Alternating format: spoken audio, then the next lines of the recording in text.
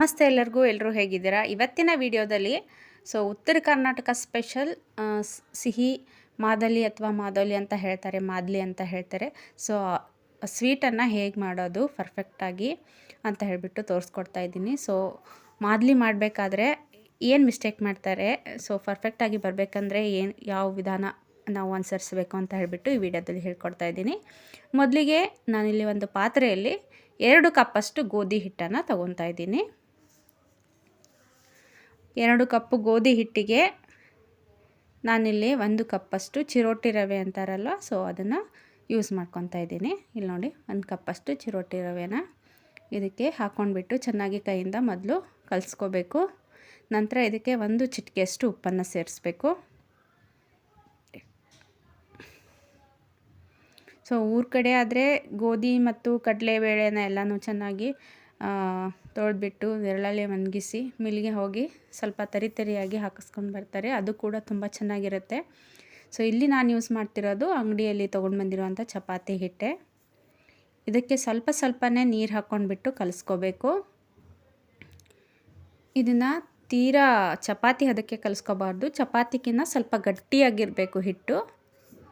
ಇದು ಮಾಡುವಂಥದ್ದು ಮೊದಲೇ ಮಿಸ್ಟೇಕ್. ಯಾಕಂದರೆ ಎಲ್ಲರೂ ಸ್ವಲ್ಪ ಚಪಾತಿ ಅದಕ್ಕೆ ಕಲಿಸ್ಕೊಂಡ್ಬಿಡ್ತಾರೆ, ಆಮೇಲೆ ಅದು ತುರಿಯುವಾಗ ನಿಮಗೆ ಸರಿಯಾಗಿ ಬರಲ್ಲ ಅಂತ ಹೇಳ್ತಾರೆ.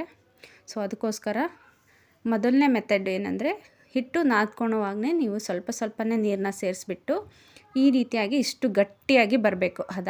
ಚಪಾತಿ ಹಿಟ್ಟಿಗಿಂತ ಸ್ವಲ್ಪ ಗಟ್ಟಿಯಾಗಿರಬೇಕು. ಅಂದವಾಗ ಇದು ಬೇಗ ಉದುರುತ್ತೆ. ಈ ರೀತಿಯಾಗಿ ಚೆನ್ನಾಗಿ ನಾದ್ಕೊಂಡ್ಬಿಟ್ಟು ನಾವು ಇದನ್ನ ಸ್ವಲ್ಪ ಜನ ಏನು ಮಾಡ್ತಾರೆ, ಸ್ವಲ್ಪ ಇದನ್ನ ನೆನೆಯಕ್ಕೆ ಬಿಡ್ತಾರೆ. ಆದರೆ ಇದನ್ನ ನೆನೆಯಕ್ಕೆ ಬಿಡಬಾರ್ದು. ನೆನೆಯಕ್ಕೆ ಬಿಟ್ಟರೆ ನಿಮಗೆ ಚಪಾತಿ ಚೆನ್ನಾಗಿ ಬರಲ್ಲ. ಇದನ್ನ ನಾದಿದ ತಕ್ಷಣ ನೋಡಿ, ನಾನು ಅಷ್ಟು ನಾದ್ಕೊಂಡಿರೋ ಹಿಟ್ಟಲ್ಲಿ 4 ಚಪಾತಿ ಆಗುತ್ತೆ. 4 ಚಪಾತಿ 4 ಉಂಡೆನ ಮಾಡಿಟ್ಕೊಂಡಿದ್ದೀನಿ. ಇವಾಗ ಹೇಗೆ ಲಟ್ಟಿಸ್ಕೊಳ್ಳೋದು ಅಂತ ಹೇಳಿಬಿಟ್ಟು ತೋರಿಸ್ತಾ ಇದ್ದೀನಿ. ಇನ್ ಬಿಟ್ವೀನ್ ನಾನು ಗ್ಯಾಸ್ ಆನ್ ಮಾಡಿಬಿಟ್ಟು ತವಾನ ಬಿಸಿ ಮಾಡೋಕ್ಕೆ ಇಟ್ಟಿದ್ದೀನಿ. ಯಾಕೆಂದರೆ ಇದಕ್ಕೆ ತವ ಜಾಸ್ತಿ ಬಿಸಿ ಆಗಬೇಕು, ಅಂದಾಗ ಮಾತ್ರ ಚಪಾತಿ ಚೆನ್ನಾಗಿ ಬೇಯುತ್ತೆ. ಇಲ್ಲಿ ನೋಡಿ, ಇದಕ್ಕೆ ಸ್ವಲ್ಪ ಹಿಟ್ಟನ್ನು ಹಾಕ್ಕೊಂಡ್ಬಿಟ್ಟು ಚಪಾತಿ ಮಾಡೋ ರೀತಿಯೇ ಮಾಡ್ಕೋಬೇಕು. ಆದರೆ ಸ್ವಲ್ಪ ದಪ್ಪವಾಗಿರಬೇಕು, ಅಂದವಾಗೆ ಇದು ಸ್ವಲ್ಪ ಉದುರಾಗಿ ತಿಕ್ಕುವಾಗ ಚೆನ್ನಾಗಿ ಬರುತ್ತೆ.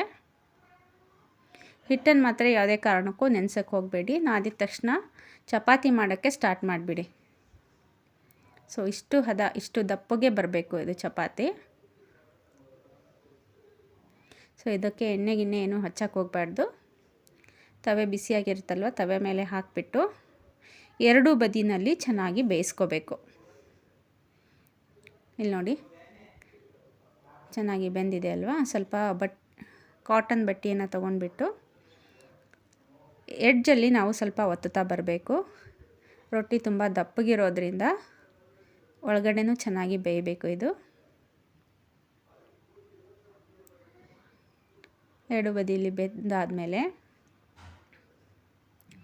ಇದನ್ನ ಆರೋಕ್ಕೆ ಬಿಡಬಾರ್ದು ನಾವು. ನೋಡಿ, ರೊಟ್ಟಿ ಆದ ತಕ್ಷಣ ನಾನಿಲ್ಲಿ ತೋರಿಸ್ತಿರೋ ಹಾಗೆ ಈ ರೀತಿಯಾಗಿ ರೋಲ್ ಮಾಡ್ಕೋಬೇಕು. ರೋಲ್ ಮಾಡಿಕೊಂಡು ಲಟ್ಟಣಿಗೆ ಮಣೆ ತೊಗೊಂಡ್ಬಿಟ್ಟು ಈ ರೀತಿಯಾಗಿ ಉದ್ಕೋಬೇಕಾಗತ್ತೆ ಅದನ್ನ. ಇದು ಬಿಸಿ ಇರುವಾಗಲೇ ಈ ರೀತಿಯಾಗಿ ಪೀಸ್ ಮಾಡ್ಕೋಬೇಕು. ಇಲ್ಲಾಂದರೆ ಇದು ನಿಮಗೆ ಮಾದಲಿ ಥರ ಉದುರಾಗಿ ಬರಲ್ಲ. ಇದು ಬಿಸಿ ಇರೋದ್ರಿಂದ ಕೈಯಿಂದ ಬಿಡ್ಸೋಕ್ಕಾಗಲ್ಲ. ಅದಕ್ಕೋಸ್ಕರ ಲತ್ತಣಿಗೆ ಮಣೆಯನ್ನು ಯೂಸ್ ಮಾಡ್ಕೊಂಡ್ಬಿಟ್ಟು ಈ ರೀತಿಯಾಗಿ ನಾನು ಮಾಡ್ಕೊಂಡಿರೋದು. ಈ ರೀತಿಯಾಗಿ ಕಟ್ ಮಾಡ್ಕೊಂಡಿರೋ ಪೀಸಸ್ನ ನಾವು ಒಂದು ಮಿಕ್ಸಿ ಜಾರ್ಗೆ ಹಾಕ್ಕೊಂಡ್ಬಿಟ್ಟು ಇದನ್ನ 1 ರೌಂಡ್ ಮಿಕ್ಸಿಗೆ ಹಾಕ್ಕೋಬೇಕು. ಅದಾದಮೇಲೆ ಈ ರೀತಿ ಜರಡಿ ಹಿಡ್ಕೋಬೇಕು. ಜರಡಿ ಹಿಡ್ಕೊಳ್ಳೋದ್ರಿಂದ ನಿಮಗೆ ಎಷ್ಟು ಸ್ಮೂತಾಗಿರೋ ಅಂಥ ಕಾಳುಗಳು ಮಾದಲಿ ಅದಕ್ಕೆ ಬರುತ್ತೆ. ಅಂದರೆ ಎಷ್ಟು ಸಣ್ಣಗೆ ಬೇಕೋ ಅಷ್ಟು ಸಣ್ಣಗೆ ನೀವು ಮಾಡ್ಕೋಬಹುದು.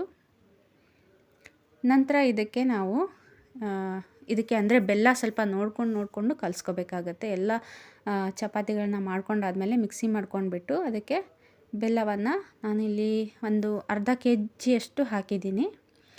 ಕೈಯಿಂದ ಮೊದಲು ಚೆನ್ನಾಗಿ ಮಿಕ್ಸ್ ಮಾಡ್ಕೊಂಡ್ಬಿಟ್ಟು ಆ ಬೆಲ್ಲದ ಮಿಶ್ರಣವನ್ನು ಕೂಡ ಸ್ವಲ್ಪ ಮಿಕ್ಸಿಗೆ ಹಾಕ್ಕೋಬೇಕು, ಅಂದರೆ ಚೆನ್ನಾಗಿ ಕಲ್ಕೋಬೇಕಲ್ಲ, ಅದು ಎಲ್ಲ ಮಿಕ್ಸ್ ಆಗಬೇಕು ಅಂತ ಹೇಳಿಬಿಟ್ಟು ಸ್ವಲ್ಪ ಸ್ವಲ್ಪನೇ ನಾನು ಮಿಕ್ಸಿ ಜಾರ್ಗೆ ಹಾಕಿ ಈ ಥರ ಮಾಡ್ಕೊಂಡಿದ್ದೀನಿ, ಬೆಲ್ಲ ಮತ್ತು ಮಾದೋಲಿನ. ಸೊ ಈ ರೀತಿಯಾಗಿ ಮಾಡ್ಕೊಂಡ್ಮೇಲೆ ಈ ಥರ ಬಂದಿದೆ. ಇದಕ್ಕೆ 3ರಿಂದ 4 ಜಜ್ಜಿಟ್ಕೊಂಡಿರೋಂಥ ಏಲಕ್ಕಿನ ಸೇರಿಸ್ಕೋಬೇಕು. ನಂತರ ಇದಕ್ಕೆ ತುರಿದಿಟ್ಕೊಂಡಿರೋಂಥ ಒಣ ಕೊಬ್ಬರಿಯನ್ನು ಹಾಕಬೇಕು.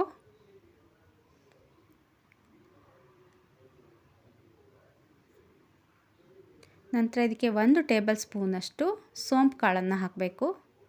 ಸೋಂಪು ಕಾಳು ಹಾಕೋದ್ರಿಂದ ನಿಮಗೆ ಟೇಸ್ಟ್ ಕೂಡ ಚೆನ್ನಾಗಿ ಬರುತ್ತೆ ಮತ್ತು ಡೈಜೆಷನ್ ಕೂಡ ಚೆನ್ನಾಗಾಗುತ್ತೆ.